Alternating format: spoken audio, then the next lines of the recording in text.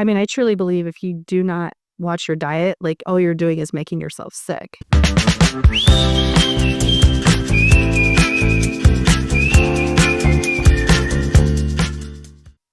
Hi, welcome back to Carnivore Granny Chats. We have my good friend Dr. Joanne Siebert here, and she's a chiropractor and amazing. And I'm going to let her tell you a little bit about herself and why she wanted to become a chiropractor. Thanks, Jenece. It's so good to have you here visiting. So I actually became a chiropractor after I got into a car accident during college. I was having neck pain, and my insurance agent told me, "Hey, you need to go see my chiropractor." I had no idea what chiropractors were. I didn't know what they did. And I started seeing one. And within 2 weeks of getting my neck adjusted, my chronic allergies, sinus problems, and headaches had completely disappeared. Wow. So I'd been on daily medications since about the age of like 13 or 14. I was 19 at the time. And so I asked the chiropractor if what you're doing to my neck, does that have anything to do why this happened? And his eyes got pretty wide and he said, "Yes, let me tell you about it." And I just was amazed by the miracle that chiropractic was in my life. Oh, that is so cool. That is awesome. I think it was really interesting too, maybe a little tidbit. I was already on the pre-med track. I actually wanted to be an obstetrician. I wanted to deliver babies. So I was already taking science classes headed into medicine. And for me, I couldn't figure out, well, if chiropractic can help these things, what else can it help? So it just spurred on my learning about the body and natural health. And that's really where it started for me. Wow, that's cool. So you went right into chiropractic school After college, yeah, so I graduated with my degree in psychology. And I thought, you might want to know about people if you're going to be dealing with them. And then I took a year off because I wasn't sure if what I wanted to do. My family would have preferred probably that I became a medical doctor. But chiropractic just felt right to me. And so then I went to chiropractic school in Texas. That is so cool. Yeah. That is so cool. How do you feel like nutrition plays into all of that? Well, again, I didn't know a lot about nutrition at the time. I mean, I was eating like everybody else, loved McDonald's and fast food and all those things. When I went to chiropractic school is really when I did start learning more about nutrition. As a matter of fact, I actually got really sick during chiropractic school, and nobody could seem to figure out what was wrong with me. So I actually just went to the bookstore one day and I guess prayed for an answer, and I found a book called The Yeast Connection.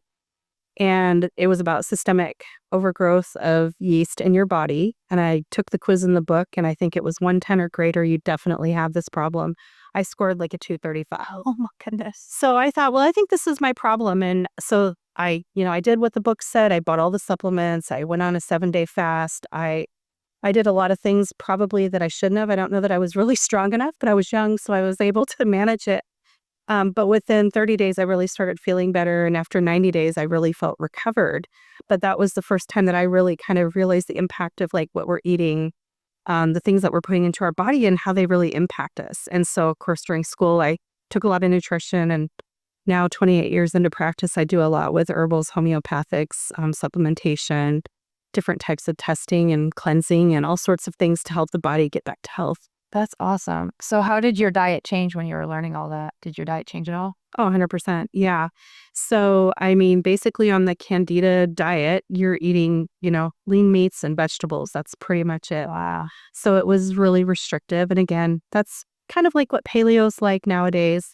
But at that time, they didn't call it paleo. It was just, this is the Candida diet this doctor had developed. So it was pretty restrictive. Yeah. And you stayed on that for how long? I stayed on that for about 6 months. I mean, for like 90 days, I was very strict. I didn't eat any fruit. I mean, I was not eating any sugar at all because you have to starve the yeast, basically, is what happens. And then I stayed on it about 6 months. And then, I was still pretty young and I felt pretty good. So I went back to some of my old ways, but I definitely was cutting out, fast food, and I was limiting alcohol. I didn't do any soda. I did start drinking a little bit of coffee, but that was more just to keep me awake for studying. But, I really restricted a lot of the processed and junk food at that time. And your health stay. Yeah. I've never relapsed. And a lot of times if people don't change their diet long term, you will relapse. And so I'm always very conscious about if I'm noticing anything like, am I relapsing? And also now there's different protocols now than there were then. So there are some other ways that you can like help your condition improve in addition to diet, because I mean, I truly believe if you do not watch your diet, like all you're doing is making yourself sick. Yeah. Yeah.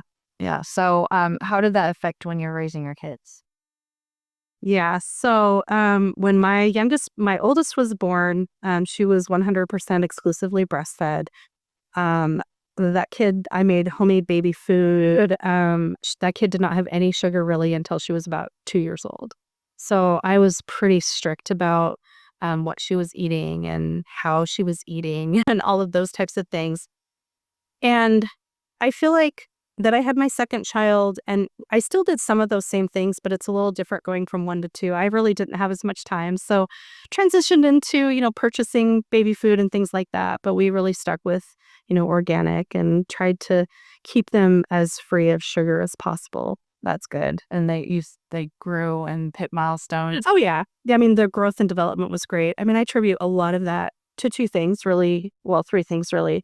Breastfeeding, which I think is extremely important.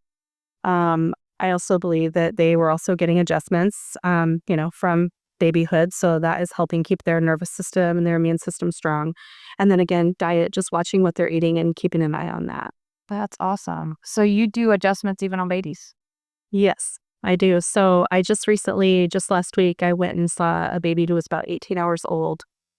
He was having trouble latching and so went to mom's house, got to hang out with mom for a little bit, take care of him, check him for tongue ties and things that could be impacting. So, but mom has been a chiropractic client. She's new to me because she just moved here, but she's a longtime chiropractic user. And so she knew the benefits of having her baby checked. She had a home birth, but even a home birth can create, stress and tension on the spine and nervous system. So, yeah, that's a lot. That's a lot of work for the baby. It is. It's a lot of work for both of them. That's so cool. I never thought of babies, like, yeah, that makes sense, set them out right. Well, definitely. And I mean, again, even in the best of birth, we know that, I mean, there are stresses and strains that are put on the baby's body, again, and the mom's, yeah. A lot of trouble sometimes with how birth is given to women, especially in hospitals. There's a lot of pulling and tractioning and rotating on the neck and head, and that can create a lot of misalignment at the top of the neck, which leads to things like colic, ear infections, latching problems, reflux, all of these types of baby things that we see that I think moms are told, oh, well, that's normal. I mean, it's really not normal. Interesting. But I will also say that not all chiropractors are trained. I shouldn't say that. All of us are trained how to take care of babies. Not everybody is really proficient or advanced at taking care of babies because adjusting babies is not like adjusting adults. So a lot of people have the misconception like, well, I've been to a chiropractor, but they've probably been for car accident, low back pain.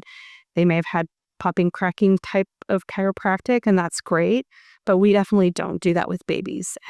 We use pressure like you would do to check the ripeness of a tomato. I mean, that's pretty much the pressure that's used on babies. So it's very different. And I think that's maybe a misconception out in the world about, chiropractic care for children. Yeah, and it's interesting you say that. So I feel like carnivore is kind of gets a bad rap sometimes and gets blamed, wrongly for, heart disease or high cholesterol or this or that.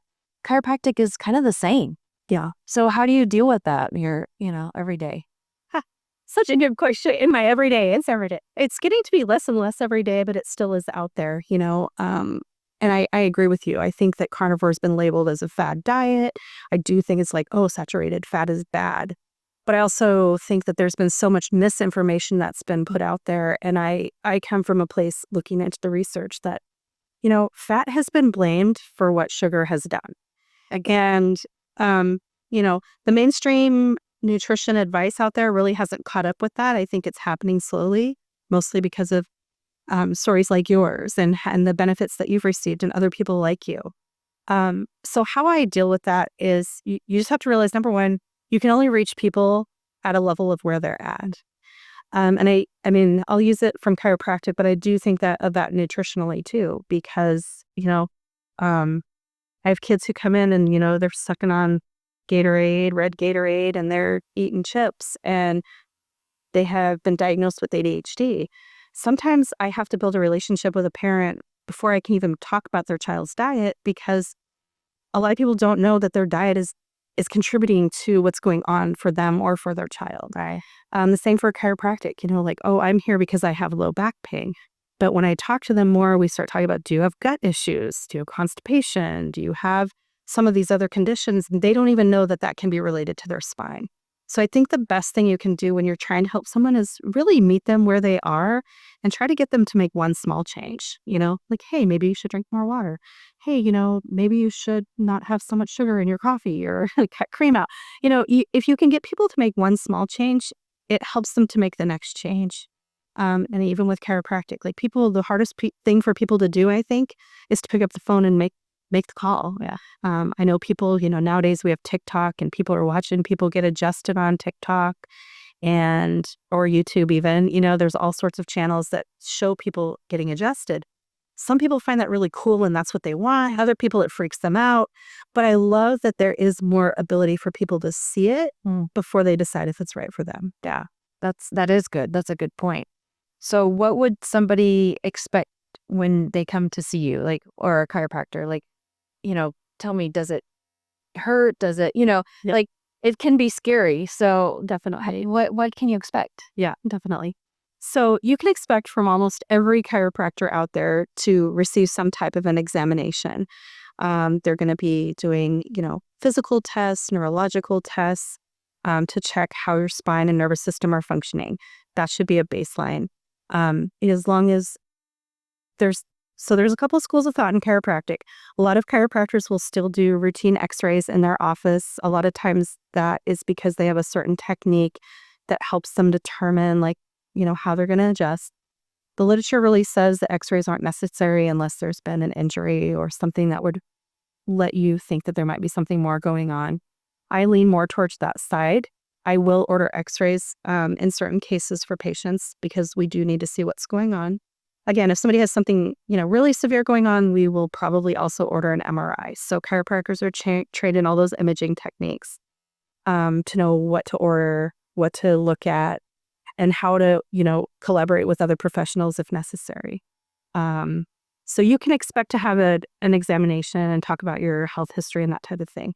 In my practice, as long as you don't have anything crazy and we don't need those x-rays, we will do something that's called an adjustment. And that's the name of the treatment that you do. So I use my hands. So you may hear some popping in some people. I also have a couple different instruments that I use, again, for different conditions, different people.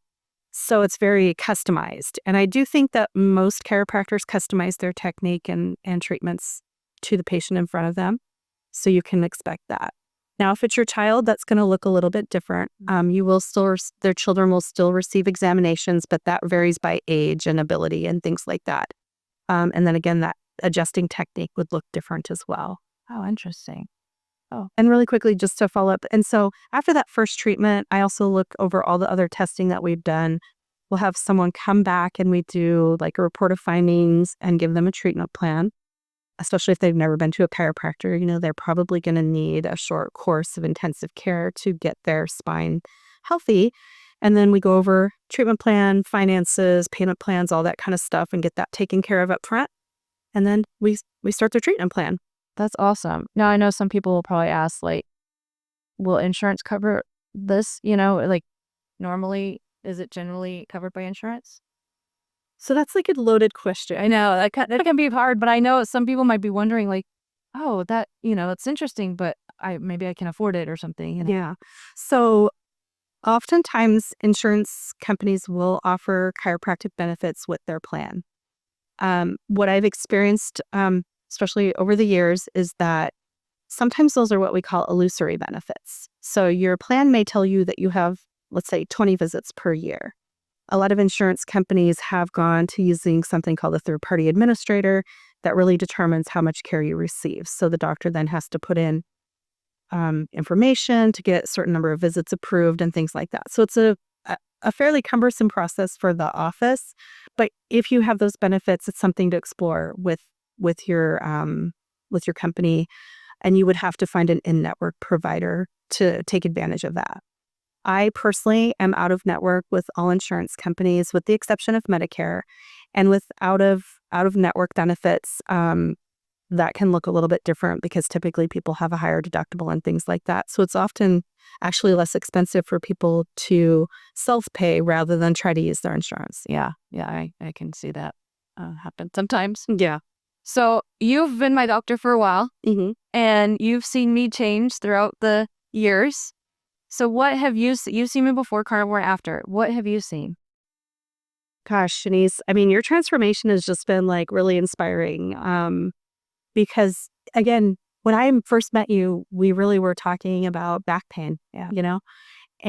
But again, as we went through your consultation, I found out a lot more about your health. And I'm assuming you've shared some of that on your channel. But, I had no idea that you had been through all of the things that you had been through and actually how much you were like suffering and in pain. Like I had no idea because you're just here for back pain, right? Yeah. And so, watching you really just dive headfirst into carnivore, and I feel like we talked about it like one time. Yeah. But I think you'd already been kind of looking at it, and we talked more. And I mean, just watching you, you just dove it, and not everybody does that. Yeah. And you were just like, nope, I'm in, and you've gotten stronger. I won't. I mean, I know you've said that you've lost weight. I mean, I guess I don't see you enough to notice that you've lost weight, but like you're just very physically fit. Like your muscles are so strong. Yeah. I know that you have way less back pain, Way less.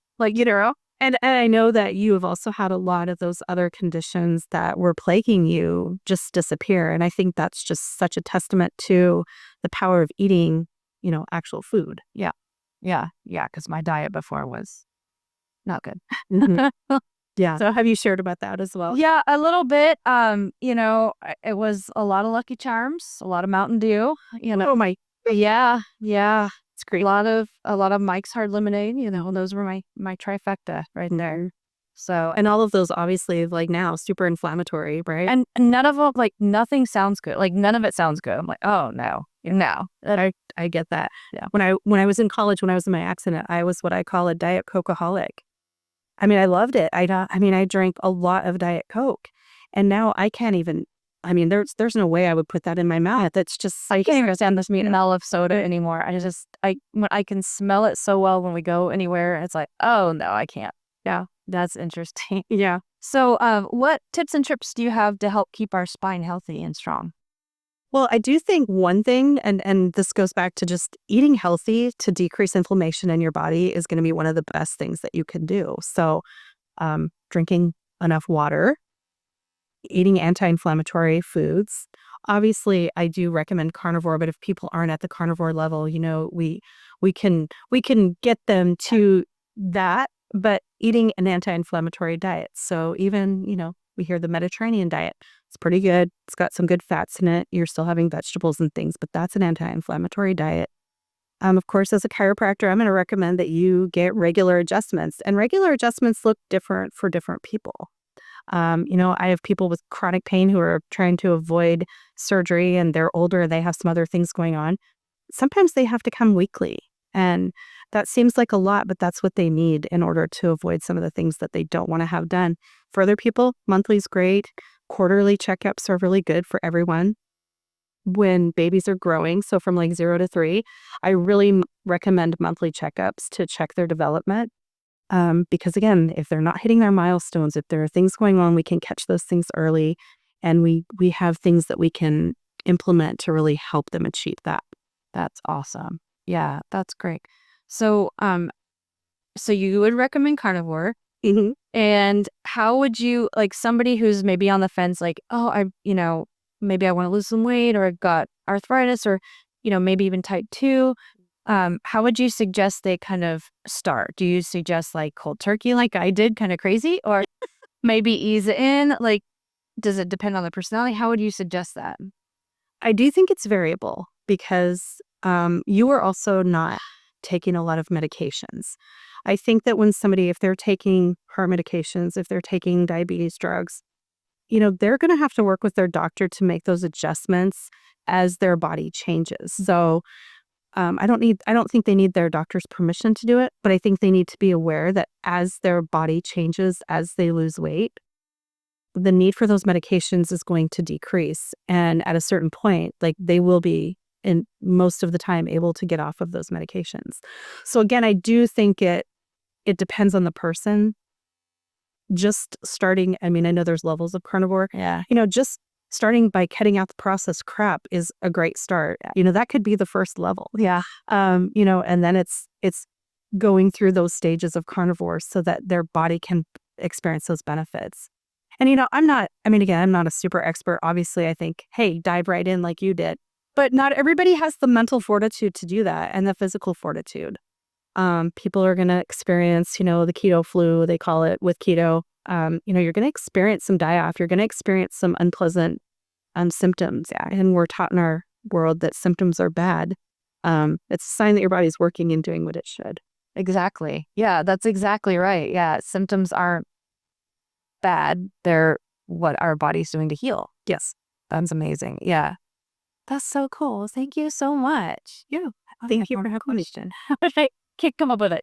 But yeah, thank you so much. I do have one more question. So somebody's they want to start carnivore and they're nervous to go talk to their doctor about it. Do you have any suggestions or tips or tricks on how to kind of tell their doctor? Like, should they tell them just flat out on carnivore, or should they, I'm just eating healthy, or, Yeah. I mean, I think it's always important to be honest with your doctor. But like I said, you don't need your doctor's permission to change your life. I mean, and I have to say again, the beauty of social media is that there are so many people out there doing what you want to do, and you can learn from other people.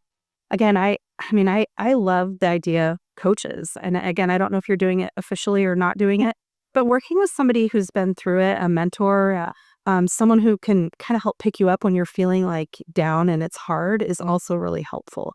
Your doctor is there, again, to monitor your medication, check, your vitals and that type of thing. But I think that you just want to be honest about what you're doing. And if your doctor doesn't like it, that's unfortunate, but you have to do what's right for you. Yeah. Yeah. You're the boss, not the doctor. Mm-hmm. Yeah. I think we've kind of gotten away from that too. Yeah, a little bit, which we could probably do a whole nother guest on that whole it. But I mean, it's like we've as a society been kind of put at the mercy of the medical system, and that's really not how it should be. You should be a partner with your doctor, not they say I have to do this. Right.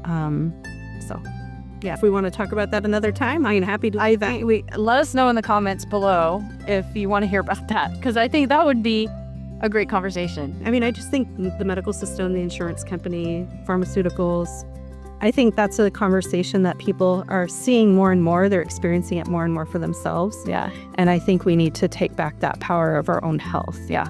And so, yeah, I'd love to talk more about that if people want to hear about it. Yeah. Well, and you know me, I'm always like, be your own hero. And yes, that's exactly what, just be in charge of yourself. Be yourself and just know that you're worth it. You're worth making decisions, and you're worth seeking happiness and health. Yeah.